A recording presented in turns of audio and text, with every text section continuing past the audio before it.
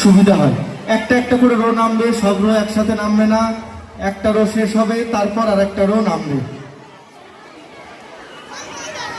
First row বেরোনো শেষ হবে, তারপর সেকেন্ড রো যাবে, এইভাবে আমরা শেষ করব।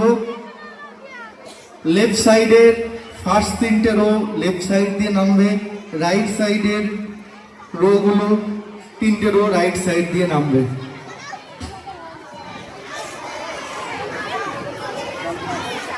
ইতিমধ্যে আমরা চতুর্থ শ্রেণীর পরীক্ষা সম্পন্ন করলাম। এই সাইডে, এই দিক দিয়ে নাম।